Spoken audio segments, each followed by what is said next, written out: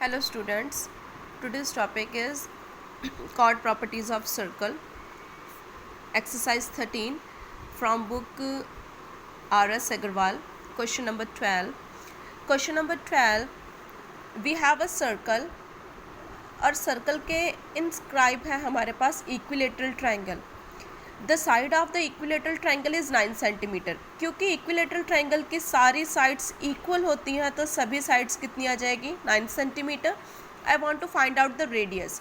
अगर आप सेंटर से बी को ज्वाइन करोगे तो आपके पास रेडियस आएगा और ओ ए जो होगा वो भी आपका रेडियस होगा. सो इक्विलेटरल ट्रायंगल है, all sides are equal 9 centimetre.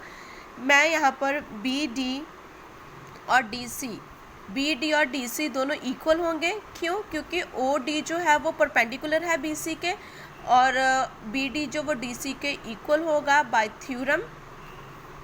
और ये जो होगा बी सी और डी सी जो होगा वो बी सी का हाफ होगा. सो जब आप हाफ करोगे तो यहाँ पर आपके पास आ जाएगा 9 divided by 2. In triangle A B D, तो मैं ट्रायंगल में सबसे पहले मैं ये ए डी फाइंड आउट करने वाली हूँ. ए डी फाइंड आउट करने के लिए आप यहाँ पर पाइथागोरस थ्योरम लगाओगे. पाइथागोरस थ्योरम अप्लाई करने के बाद इसको सॉल्व करने के बाद आपके पास जो यहाँ पर आ जाएगा वो 243 डिवाइडेड बाय 4. इसका अंडर रूट फाइंड आउट करोगे. आप यहाँ पर अंडर रूट लगा चुके हो तो इसलिए आपको यहाँ से स्क्वायर को हटाना है. सो 243 3 के साथ डिवाइड किया तो 81. After that 9 9 are 81. सो जब आप इसका स्क्वायर रूट निकालोगे तो आपके पास आ जाएगा 9 अंडर रूट से बाहर और अंडर रूट के अंदर 3 divided by 2. A D answer आ जाएगा ए डी का. अगर ए डी जो है वो 9 अंडर रूट 3 डिवाइडेड बाय 2 है और ओ ए जो है वो आपका रेडियस है तो आप ओ डी निकालोगे. ओ डी कैसे होगा? इस पूरी वैल्यू में से आप आर को माइनस कर दो तो आपके पास आ जाएगा O D. O D find out करने के बाद आप ये छोटा ट्रायंगल लोगे. जब आप ये छोटा ट्रायंगल लोगे उसमें जो ओ बी स्क्वायर है वो किसके इक्वल होगा? O D square plus O B B D square. यहाँ पर आप पाइथागोरस अप्लाई करोगे, वैल्यूज़ अप्लाई करोगे. वैल्यूज़ अप्लाई करने के बाद यहाँ पर a minus b whole square का फॉर्मूला अप्लाई करोगे. फॉर्मूला जब आप अप्लाई करोगे आपके पास ये सारी वैल्यूज़ आ जाएगी. आर स्क्वायर जो है वो आर स्क्वायर के साथ कैंसिल हो जाएगा और आपका यहाँ पर आर का आंसर आ जाएगा. डिवाइड में अंडर रूट है, अंडर रूट 3 है. इसको रैशनलाइज करोगे तो आपका आंसर आ जाएगा R is equals to 3 under root 3 centimetre. Next question, आपके पास दो कंसेंट्रिक सर्कल है. कंसेंट्रिक सर्कल होता है कि दो सर्कल का जो सेंटर पॉइंट है वो सेम हो. तो इन दोनों का सेंटर जो है वो सेम है. यहाँ पर ए बी सी डी दो पॉइंट्स हैं दो सर्कल के ऊपर. मुझे यहाँ पर प्रूफ करना है कि जो ए बी है वो सी डी के इक्वल है. A point, this one is A point. यहाँ पर एक लाइन है एल. ये जो लाइन है वो स्मॉलर सर्कल का बी सी कॉर्ड बना रहा है और लार्जर सर्कल का ए डी कॉर्ड बना रहा है. अब आप क्या करोगे? सेंटर से एक परपेंडिकुलर ड्रॉ करोगे ए डी के ऊपर. अगर आप ए डी के ऊपर परपेंडिकुलर ड्रॉ करोगे यहाँ पर रेडियस बना लो. नेक्स्ट आपको ये सॉल्व करने के लिए सबसे पहले ये फाइंड आउट करना पड़ेगा जो बी एल है वो सी एल के इक्वल है. तो मैं ये ओ एल जो है वो बी सी के परपेंडिकुलर है. परपेंडिकुलर होने की वजह से बी एल जो है वो एल सी के इक्वल होगा बाय थ्योरम. आप यहाँ पर थ्योरम भी लिख सकते हो. After that O L is perpendicular to A B और जो ए एल है वो एल डी के इक्वल होगा. This is the equation number 2.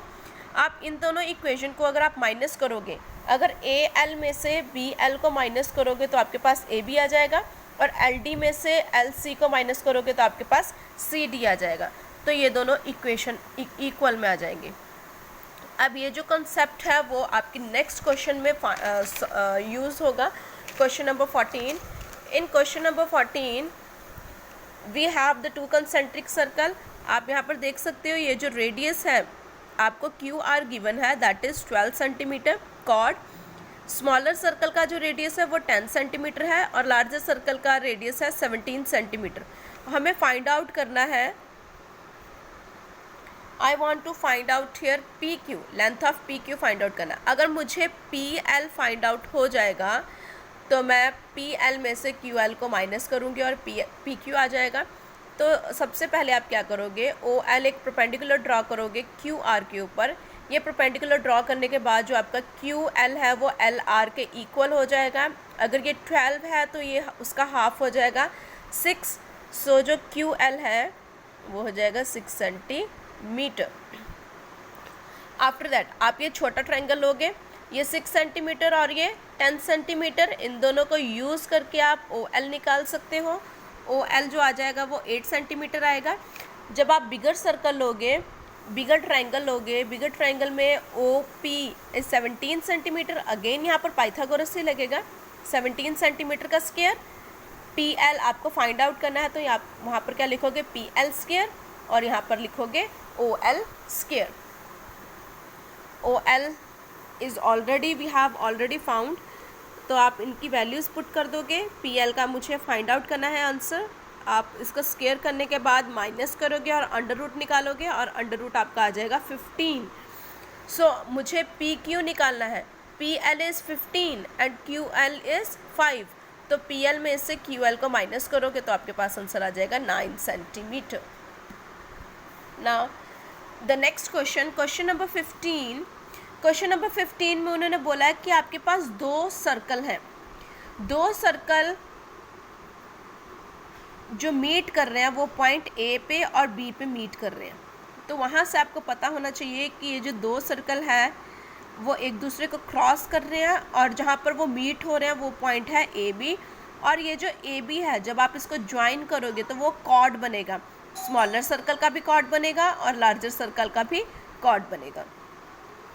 तो स्मॉलर सर्कल का रेडियस उन्होंने 17 सेंटीमीटर दिया है, और लार्जर सर्कल का जो रेडियस है वो 25 सेंटीमीटर दिया है। इस कॉर्ड की length is also given, that is 30 centimetre. अगर आप ओ एल देखोगे, O L is perpendicular to A B, इसका मतलब जो ए एल है वो एल बी के इक्वल हो जाएगा। तो ये हो जाएगा 15, ये हो जाएगा 17। तो यहाँ से आप ओ एल फाइंड आउट कर सकते हो by Pythagoras theorem. Next, in this triangle 25 centimetre और ए एल इज़ 15 सेंटीमीटर, इन दोनों को पाइथागोरस अप्लाई करके आप एल ओ डैश निकाल सकते हो। यहाँ से ओ एल आ जाएगा और यहाँ से एल ओ डैश आ जाएगा। जब आप दोनों को प्लस करोगे तो आपके पास ओ डैश आ जाएगा, जो कि आपको फाइंड आउट करना है। Question number 16। क्वेश्चन नंबर 16 में आपके पास एक सर्कल है, सर्कल में 2 कॉर्ड्स हैं, A B and C D. ये जो ए बी है, C D are the radius and the C B is the diameter. वो जो डायामीटर है वो ऑफकोर्स है कि सेंटर से मीट करेगा। तो उसके बाद आपको क्या करना है, आपको ये फाइंड आउट करना है कि ये दोनों जो कॉर्ड्स हैं बोथ आर इक्वल। मुझे ये दोनों कॉर्ड्स इक्वल प्रूव करने हैं। तो सबसे पहले ए बी जो है वो सी डी के इक्वल प्रूव करना है। ये दोनों कॉर्ड्स हैं, ये सेंटर है। आप यहाँ से सेंटर से एक लाइन ड्रॉ करोगे एल, और यहाँ से एक लाइन ड्रॉ करोगे एम पे। O L is perpendicular to A B, पता है कि जो एल बी होगा वो ए एल के इक्वल होगा। वैसे ही O M is perpendicular to C D, जो सी एम है वो एम डी के इक्वल होगा। तो यहाँ पर मैं ये 2 ट्रायंगल लूँगी, ये 2 ट्रायंगल यूज़ करके मैं इन दोनों को कॉन्करेंट प्रूफ करूँगी। तो कॉन्करेंट प्रूफ करने के लिए मैंने ये वाला एंगल और ये वाला एंगल लिया है। ये दोनों एंगल क्या हो जाएंगे, vertically opposite angle. Vertically opposite angle, अब ये जो ए बी है वो सी डी के पैरेलल है, वो हमें गिवन है। अगर पैरेलल है तो ये जो दोनों, जहाँ पर पैरेलल लाइंस होती हैं और जहाँ पर वो जेड बनाता है, ये दोनों पैरेलल लाइंस, ये वाला एंगल और ये वाला एंगल दोनों हो जाएंगे ऑल्टरनेट। ये आपको पता होना चाहिए, छोटी क्लासेस का कंसेप्ट है। These are 2 parallel lines, transversal line, और ये दोनों है ऑल्टरनेट एंगल्स। तो second point is alternate angle, और जो ओ बी है वो ओ सी के इक्वल होगा, क्योंकि वो दोनों क्या है, रेडियस। तो ये बाय एंगल साइड से ये दोनों ट्राइंगल हो जाएंगे प्रूफ कि ये दोनों कॉन्करेंट हैं। अगर दोनों ट्राइंगल्स कॉन्करेंट हैं तो इनके जो कॉरस्पॉन्डिंग पार्ट्स होंगे वो इक्वल होंगे। इसका मतलब जो आपके पास ओ एम है वो ओ एल है जो ओ एम के इक्वल आ जाएगा बाय सिम्प्लिसिटी।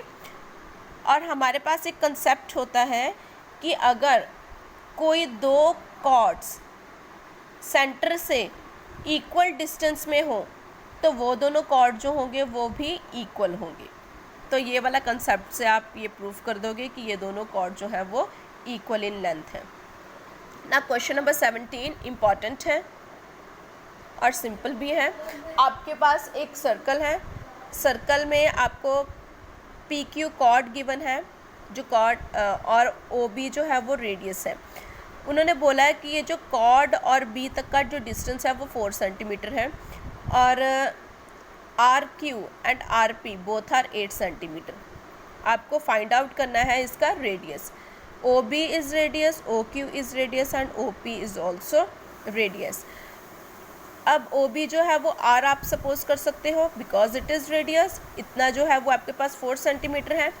तो ओ क्यू कितना आ जाएगा, ओ आर आपके पास आ जाएगा, रेडियस में से 4 को माइनस करोगे, पूरा रेडियस में से 4 को माइनस करोगे तो आपके पास ओ आर आ जाएगा।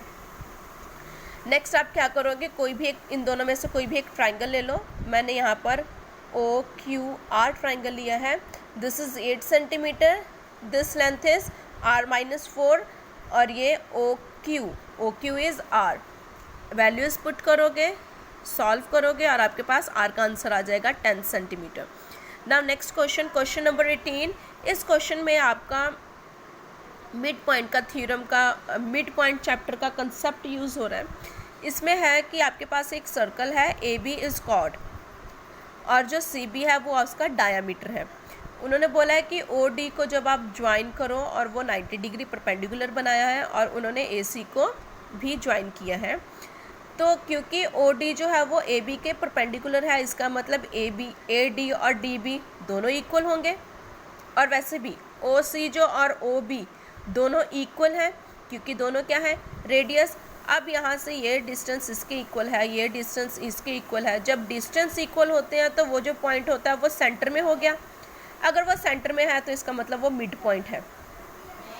अब ओ भी क्या है, सी बी का मिड पॉइंट। तो according to mid point theorem, कोई भी दो साइड में जब आपके पास मिड पॉइंट होते हैं, अब ये ट्राइंगल है, ट्राइंगल में दोनों साइड का एक मिड पॉइंट है। अब ये जो मिड पॉइंट जो होंगे वो ए सी का होगा पैरेलल, थर्ड साइड का होगा पैरेलल। तो यहाँ पर उन्होंने बोला है कि ये जब आप मिड पॉइंट को ज्वाइन करोगे तो वो दोनों क्या होंगे, साइड पैरेलल। और ये जो छोटा वाला जो डिस्टेंस है वो बड़े वाले डिस्टेंस के होगा हाफ। तो इसका मतलब जो है, जो डी ओ है वो हाफ ऑफ ए सी हो जाएगा। और मैंने यहाँ पर थ्योरम भी लिखी है, वो पेज नंबर 102 पे है।